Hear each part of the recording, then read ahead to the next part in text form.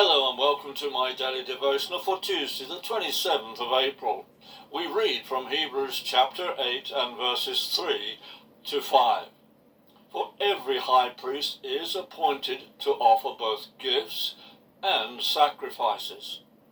Therefore it is essential for this one also to have something to offer. For certain, if he were on the earth, he would not be a priest, as there already are priests, offering gifts according to the law. These serve in a tabernacle that is only a shadow and a copy of the heavenly one. This was what God instructed Moses as he was about to build it. He said, "Make sure you complete the tabernacle according to the plans I gave you on the mount." When I was preparing to leave school in 1961, I had to choose what I wanted to do. I decided that I wanted to be a guard on the railway. That was my purpose. Although I joined the railway, the course of my working for them led me in a different direction to being a signalman. The high priest, and indeed all the priests, were appointed for a purpose. They all knew what their role was. They knew that they had a function in the purposes of God in the running of the temple. In the case of the high priest, his purpose and function was to offer both gifts and sacrifices. He knew this, and he knew when they were to be offered and made.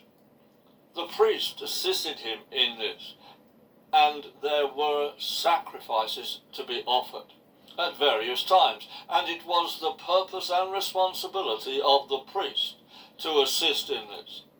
It is important for each believer to know the purpose to which Jesus has called them. Otherwise, we can just drift through life in an aimless manner. It is obvious that it is only a few who are called by Jesus to a specific role of full-time leadership. The vast majority of the followers of Jesus are appointed by him for much of the unseen work of the body of Jesus.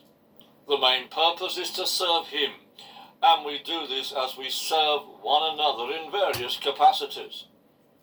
Many of these may not seem as a calling from heaven, yet they are.